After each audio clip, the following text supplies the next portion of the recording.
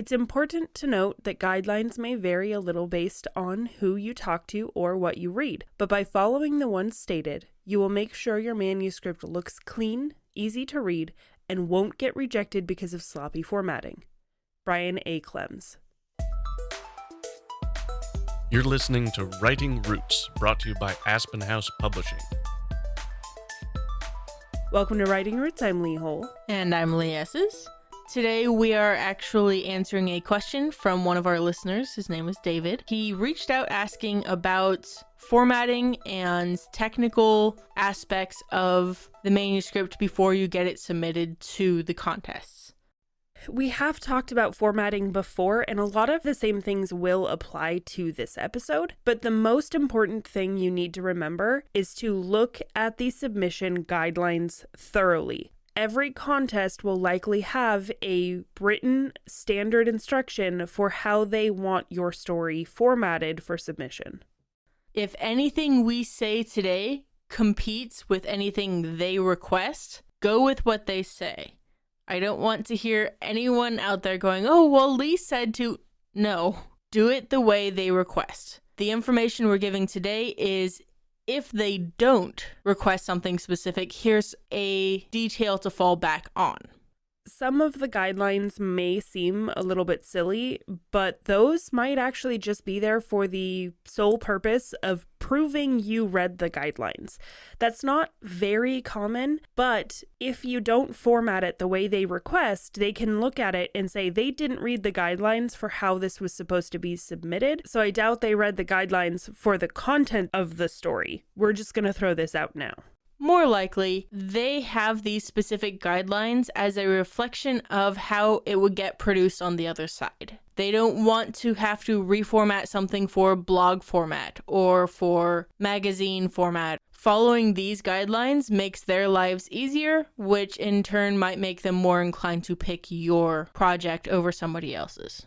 You also need to follow the guidelines for what qualifies you as the author to submit the story, because they will throw out the story if you don't qualify for if it's a BIPOC story submission or if you are underage. There are many cases where they cannot pay you the prize money if you win because you're underage. And the last bit of the submission guidelines that you're going to need to keep an eye on before you submit is what their rules are in regards to previously published works. This includes things like other competitions, but also a story that you're really proud of that you posted on your blog. Technically, that counts as published in this case.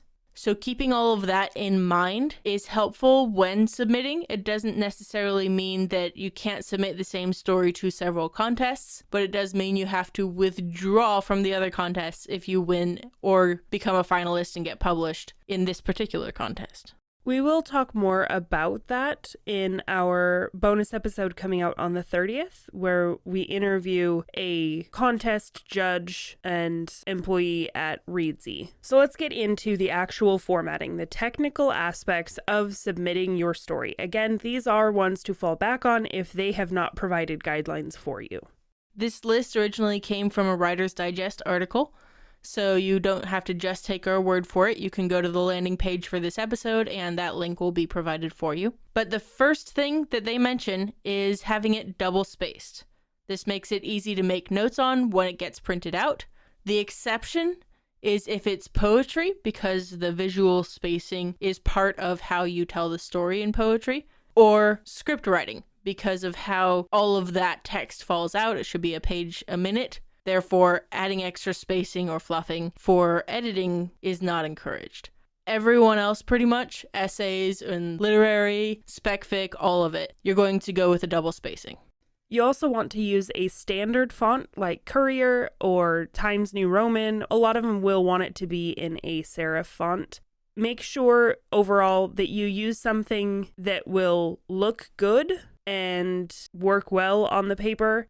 And it's also important to understand that they will be reading whatever this is on a digital format, different than yours. So if you find the perfect font and you download it and you put your documents in that font, the font will not travel to your contests. They might not even be able to read your story because it's going with a really funky font that it feels is the closest equivalent, or it'll just not open the file. There are a lot of things that can go wrong that can turn off the people holding the competition and the judges from your manuscript if you do a wonky font.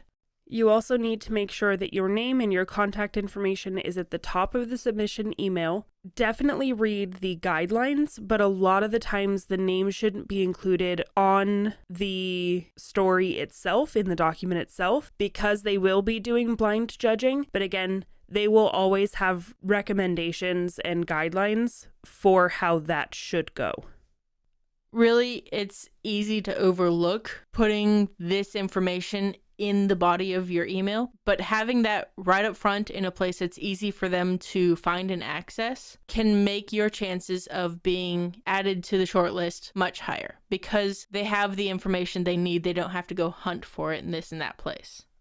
Another thing that you might see is the contest requesting an email submission instead of filling out a Google form or something else. In the case of an email submission, it's generally a good rule of thumb to put the wall of text in the email. Attachments can be misinterpreted by machines on either side. Other contestants might accidentally send a virus with their submission, which can screw with the whole thing. So if they don't say send an attachment, then putting your entry in the body of the email can help make sure that the story gets across to the other side.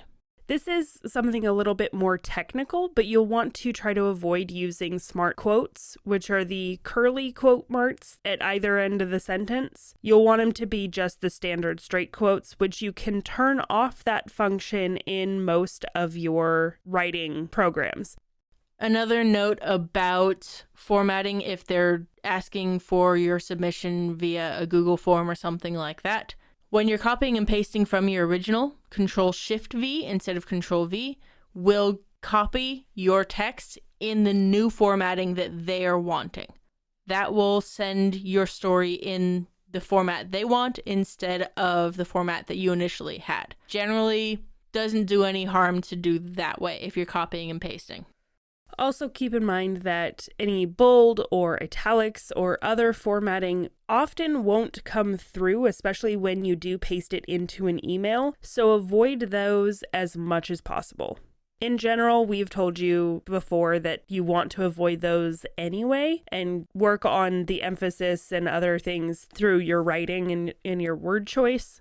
In short story submissions especially, that is an important thing to consider, is that the formatting won't always carry over. There's an interesting tool that I'm seeing pop up more and more in the last few years for these types of competitions, and I'm seeing it mostly in the academic realms, but I'm seeing it pop up in other competitions as well. And that tool is Submittable. It's a website where you can upload your story and they force you to do it in a certain type of formatting that everyone else will enjoy. Creating the account to submit is free. I believe they charge the people holding the contests on the other side in order to make their money and be a viable business. So Submittable has forms that you fill out. It's easy for basically anyone holding a competition to have a Google form. Submittable is nice because you can upload one story and then submit it to 3 different contests if you want to. They do a lot of that churning through the formatting machine for you so that the people on the other side can just look at your story for what it is instead of having to look past any formatting errors. Again, not every competition has this as a viable path to take, but it's something to look into. Overall, when you are putting together your story for submission, it is about presenting it professionally to the contest judges, making sure that it fits a good standard that is easy for them to read and consume when they are also reading and consuming a lot of other stories. You don't want to make it stand out visually. Make the story stand out instead. Looking good means following their rules. But that doesn't mean that when you're putting the story together that you don't write selfishly. If you have a question or comment for our hosts or a topic you'd like us to cover, send us an email at writingroots@aspenhousepublishing.com or find us on Facebook by searching for Aspen House Publishing.